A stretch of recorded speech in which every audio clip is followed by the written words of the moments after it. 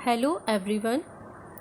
Class 8 की science की class में आज हम ले रहे हैं चैप्टर 3 संश्लेषित रेशे और plastic, synthetic fibre and plastic. बहुत इंटरेस्टिंग होने वाली है आज की वीडियो, क्योंकि ये चैप्टर बहुत ज़्यादा इन्फॉर्मेटिव है, आपकी डेली लाइफ से जुड़ा हुआ चैप्टर है। तो चैप्टर को पढ़ने में आपको बहुत मज़ा आने वाला है। तो देखिए, शुरू करते हैं चैप्टर में क्या क्या आपको पढ़ना है। चैप्टर में पढ़ना है आपको रेशों के बारे में और प्लास्टिक के बारे में। इस चैप्टर का जो बेसिक नॉलेज है वो आप अपनी पिछली क्लासेस में लेकर आए हैं, तो थोड़ा थोड़ा सा पहले हम उस चैप्टर का रिकॉल कर लेते हैं। पिछले बेसिक्स पार्ट्स हम पहले देख लेते हैं। देखिए, पोशाक जिन्हें हम पहनते हैं वो अक्सर हमें कपड़े यानी कि फैब्रिक से निर्मित होते हैं। जो भी कपड़े आप पहन रहे हैं वो सभी वस्त्र या परिधान जो आप पहन रहे हैं वो सब किससे निर्मित होते हैं? कपड़ों से निर्मित होते हैं। आप जाते हैं ना शॉप पर, तो शॉप पर जाते हैं तो आप बहुत सारे कपड़े, डिफरेंट टाइप्स के फैब्रिक्स आप देखते हैं।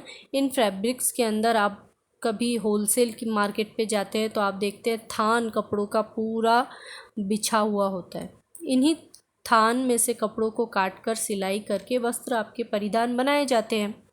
तो कपड़े जो होते हैं वो सामान्यतः प्राकृतिक और कृत्रिम रेशों से प्राप्त होते हैं।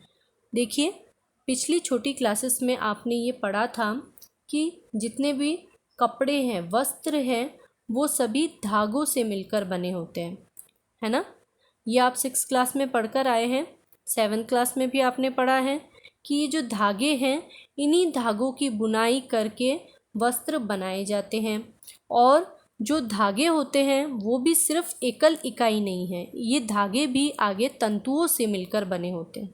बहुत छोटे छोटे तंतु या बहुत छोटे छोटे रेशे जो हैं वो मिलकर आपस में धागे का निर्माण करते हैं और फिर धागों से वस्त्र बनाए जाते हैं। ये आप जानते हैं। ओके, अब देखिए, जो तंतु है या जो रेशे हैं वह भी अलग अलग प्रकार से होते हैं। ये विभिन्न प्रकार से हमें प्राप्त हो सकते हैं। तंतु या रेशे हमें सामान्यतः प्राकृतिक रूप से प्राप्त होते हैं और दूसरे संश्लेषित यानी कि मानव द्वारा निर्मित किए जाते हैं रसायनों से फैक्ट्रियों में। तो रेशे जो है वो सामान्यतः प्राकृतिक रूप से हमें प्राप्त हो सकते हैं या मनुष्य द्वारा रसायनों द्वारा फैक्ट्रियों में बनाए जाते हैं। तो जो रसायनों द्वारा बनाए जाते हैं उन्हें संश्लेषित या मानव निर्मित रेशे कहा जाता है।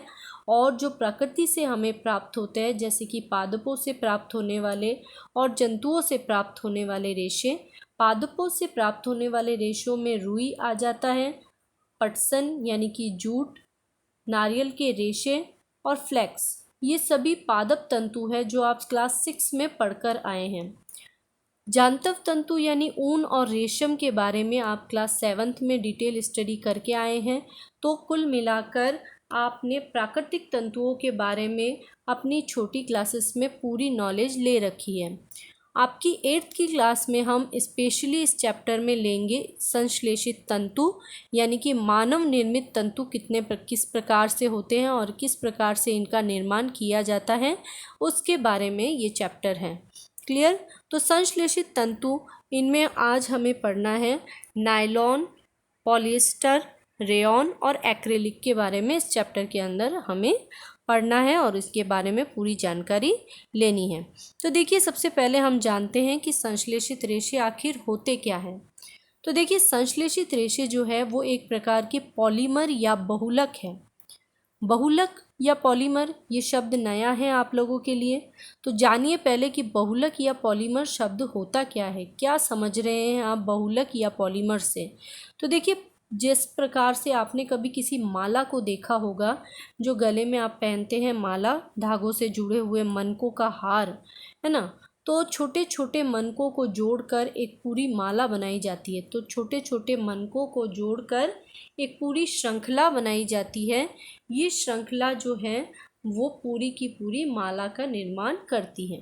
इसी तरह से आपने रेल के डिब्बे देखे होंगे, इंजन के साथ छोटे छोटे डिब्बे जोड़कर एक लंबी श्रृंखला बनती है। तो संश्लेषित रेशे भी रासायनिक इकाइयों की एक लंबी श्रृंखला है। क्लियर? तो संश्लेषित रेशे क्या है? संश्लेषित रेशे छोटी छोटी रासायनिक इकाइयों को आपस में जोड़कर, जैसे ट्रेन के डिब्बे जोड़े हैं, ये ट्रेन का एक डिब्बा जो है वो एकल इकाई है। इसी तरह से मोतियों का एक मनका जो है वो एकल इकाई है। इसी एकल इकाइयों को, इन सिंगल यूनिट्स को आपस में जोड़कर एक लंबा चेन बनाया गया है। ये जो लंबा चेन है वही क्या कहलाती है? संश्लेषित रेशे, या हम कह सकते हैं बहुलक कहलाती है। अब देखिए ये शब्द क्या है? बहुलक। पॉलीमर इंग्लिश में बहुलक को कहा जाता है। तो पॉलीमर शब्द जो है वो ग्रीक भाषा के दो शब्दों पॉली और मर से मिलकर बना है। क्लियर? देखिए पॉलीमर क्या है? पॉलीमर क्या है? पॉलीमर शब्द जो है वो पॉली और मर इन दो शब्दों से मिलकर बना है।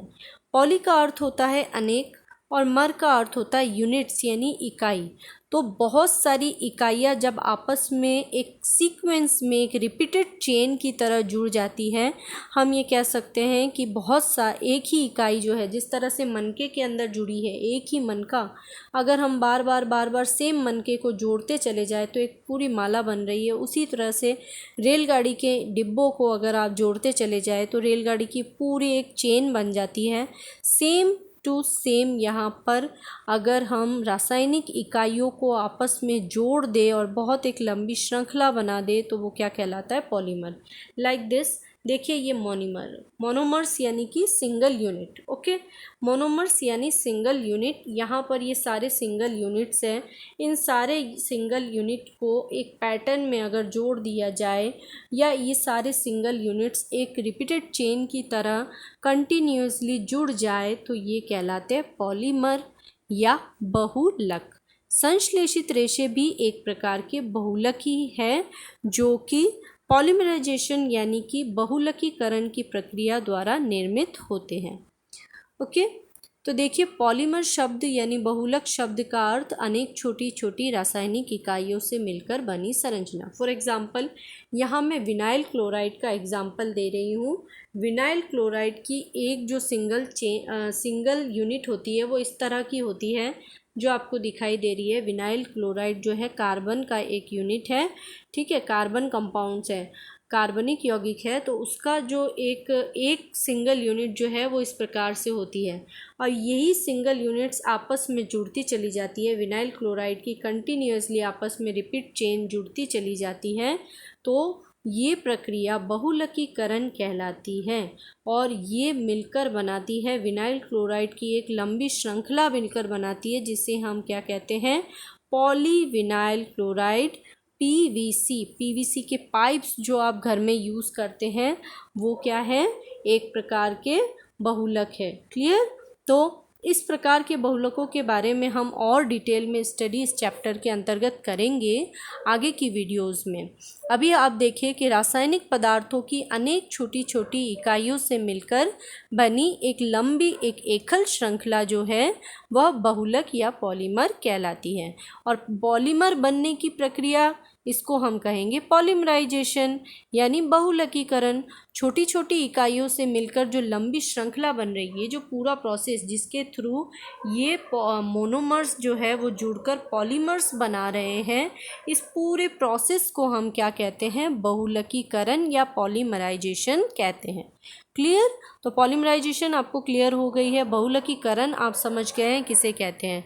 देखिए बहुलकीकरण जो है उसका डेफिनेशन या उस पर शॉर्ट नोट आता है, आपको याद रखना है। क्लियर? तो देखिए अब बहुलक जो है वो दो प्रकार के हो सकते हैं। सिंपल है, अगर रासायनिक इकाइयाँ जो है वो प्रकृति से निर्मित है यानी प्रकृति द्वारा प्रदत्त है और उन प्रकृति द्वारा बने हुए मोनोमर्स को अगर जोड़ा गया है तो वो कहलाते हैं प्राकृतिक बहुलक। जबकि अगर हम कहें कि मानव द्वारा संश्लेषित मोनोमर्स यानी सिंगल यूनिट्स को अगर जोड़कर कोई बहुलक तैयार किया जाता है तो वो बन जाता है कृत्रिम या संश्लेषित बहुलक। बहुत इजी है इसे समझना। प्रकृति से जो प्राप्त बहुलक है वो प्राकृतिक बहुलक हो गए यानी पादपों और जंतुओं से प्राप्त, और कृत्रिम यानी कि मानव द्वारा फैक्ट्रियों में रसायनों द्वारा निर्मित बहुलक जो है वो कहलाएंगे कृत्रिम या संश्लेषित बहुलक। क्लियर? एग्जाम्पल्स देख लेते हैं, इनके कौन कौन से एग्जाम्पल्स हैं।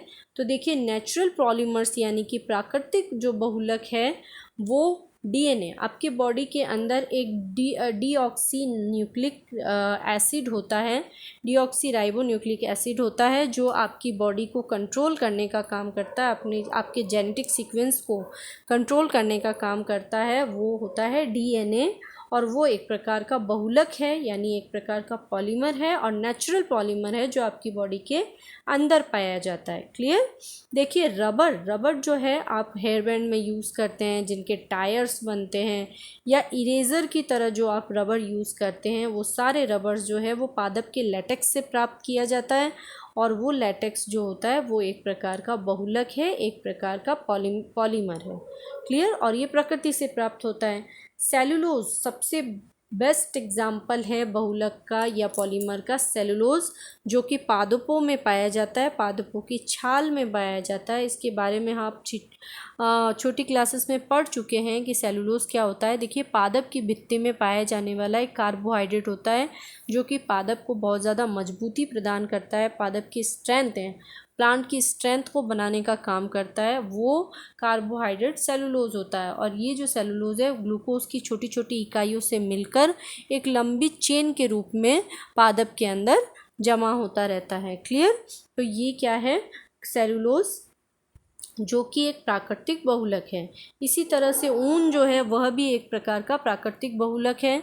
सेम यहाँ देखिए, सिंथेटिक पॉलीमर्स जो है, सिंथेटिक पॉलीमर्स में नाइलॉन, पॉलिएस्टर जैसे संश्लेषित रेशे जो है, जिनके बारे में आपको डिटेल में स्टडी आने वाली वीडियोस में करनी है, तो नायलॉन और पॉलिएस्टर जैसे संश्लेषित रेशे जो है वो सिंथेटिक पॉलीमर्स के अंतर्गत आते हैं, और यानी कि वो कृत्रिम या मानव निर्मित बहुलक कहलाते हैं। इसी तरह से कुछ प्लास्टिक्स है, प्लास्टिक लगभग सारे के सारे प्लास्टिक जो होते हैं वो बहुलक ही होते हैं।